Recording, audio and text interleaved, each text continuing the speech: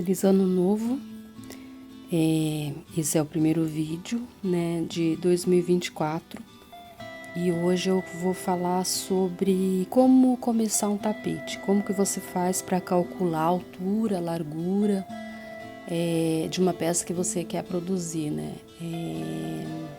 Quantas correntinhas fazer, dependendo de qual tamanho vai ser a peça que você vai confeccionar. Bom, para quem não me conhece, meu nome é Maria Deodato e antes da gente começar o trabalho, eu queria pedir para quem não se inscreveu ainda que se inscreva no canal, ative o sininho das notificações, curta o vídeo, comente, compartilhe com alguém que você acha que quer aprender crochê também. E vamos à nova videoaula, né? Bom, vamos começar com esse tipo de tapete aqui. Esse tapete é de square, né? Começa com uns squarezinhos aqui. E daí depois você faz carreiras em volta, né? Costura quantos squares você vai querer no meio, né?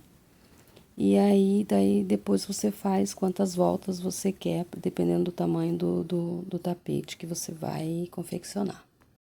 Então, nesse caso aqui, o que vai definir o tamanho do tapete é quantos squares você vai colocar no meio, né?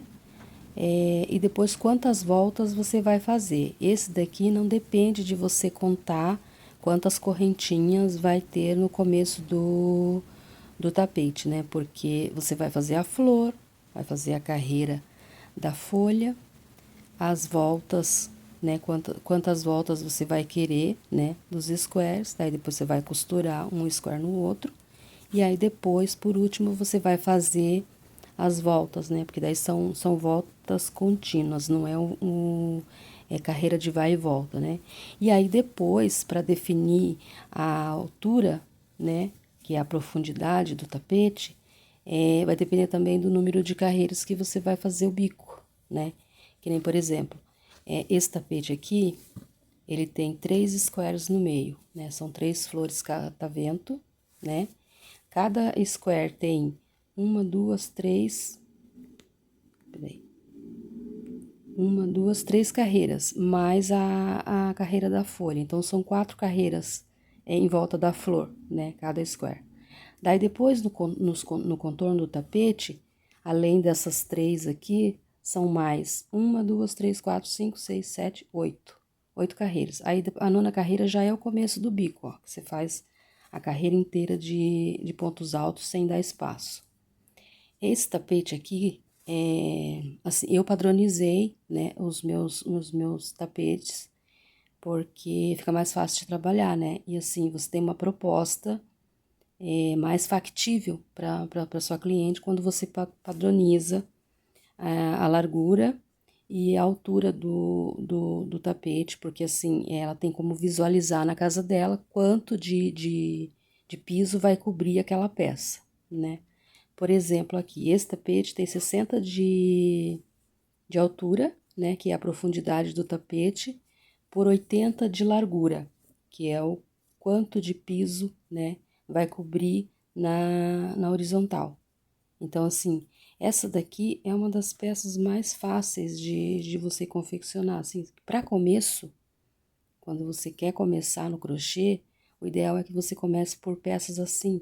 Claro, tem muita emenda, tem muita costura, mas ela é simples, assim, é de fácil cálculo, né, de fácil desenvolvimento, né, da peça. Bom, tem mais uma coisinha que eu queria falar a respeito do crochê. Por se tratar de trabalho artesanal, né, você confecciona ponto a ponto, carreira a carreira, a altura e a largura do tapete nem sempre vai sair igual. Por mais que você faça o mesmo número de corrente, o mesmo número de pontos, mesmo número de voltas, né? No final do trabalho vai sempre sair uma medida mais ou menos. Por quê? Porque depende do barbante que você está usando, da tensão que você coloca no ponto, de como você tá naquele dia, porque tudo influencia, né, na confecção de um trabalho artesanal. Por isso que é trabalho manual, né? São trabalhos manuais, é igual você fazer uma comida, né? Por exemplo, você colocar o mesmo número a mesma quantidade de tempero, a mesma porção e não fica com o mesmo sabor, né? Depende da sua energia também, né? Então, o crochê é isso. A gente tem que ter um norte, né? Tem que ter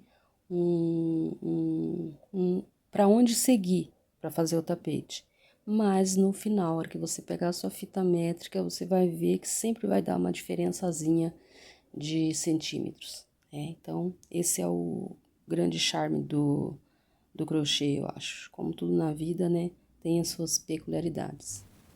Agora, para fazer uma peça como essa, que você vai usar fio contínuo, são várias cores numa mesma carreira, como por exemplo essa peça aqui, depende do número de correntinhas. Então, daí você define quanto você define a altura e a largura dependendo do número de correntinhas. Por exemplo, uma peça de 60 centímetros de altura por 80 de largura, você vai precisar calcular quantas correntinhas você vai fazer lá no começo do trabalho, né? Por exemplo, esse tapete aqui, ele tem mais ou menos, né, 80 de largura por 60 de altura. São 35 quadrinhos, né?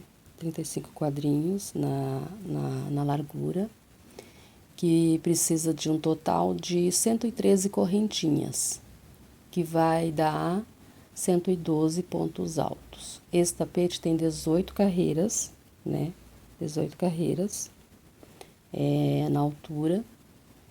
E assim, para calcular, por exemplo, se eu quero um tapete com uma altura de 50 centímetros, né? O ideal, assim, para a largura para a altura de um tapete, é você usar 20 carreiras, né? E 40 de largura. 40 quadrinhos, né? No caso de largura.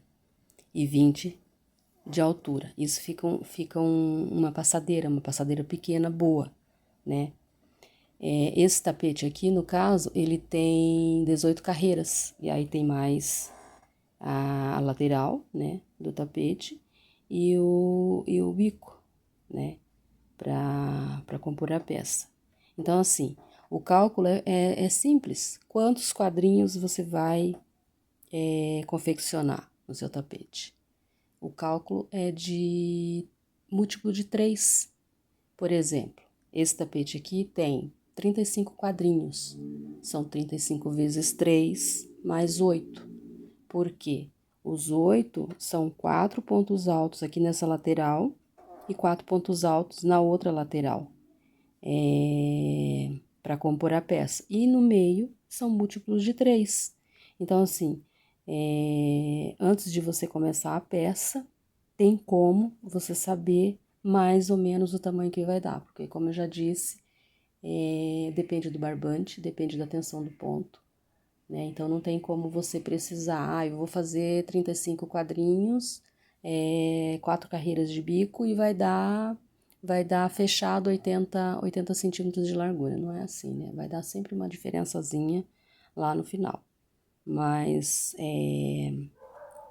todo começo de peça, quando você vai usar fio contínuo, até aqueles tapetes simples, né, que é o carreira vai e volta, tem como você fazer, né, não necessariamente precisa ser um com fio contínuo ponto pipoca, você pode calcular também a altura, só que assim, como esse daqui tem carreira de preparação, então ele fica mais grosso, um quadrinho, né, as bordas, né, do quadrinho. E quando você vai fazer um tapete simples, com carreira de vai e volta, e calculando, né, o múltiplo de 3, você vai ter que colocar mais quadrinhos para dar uma altura, para dar a altura e a largura que você quer do tapete. Nesse caso aqui, 18 carreiras é suficiente para dar uma altura boa de 60 centímetros e 35 quadrinhos, né, na largura é suficiente para dar uma extensão boa, né, da peça.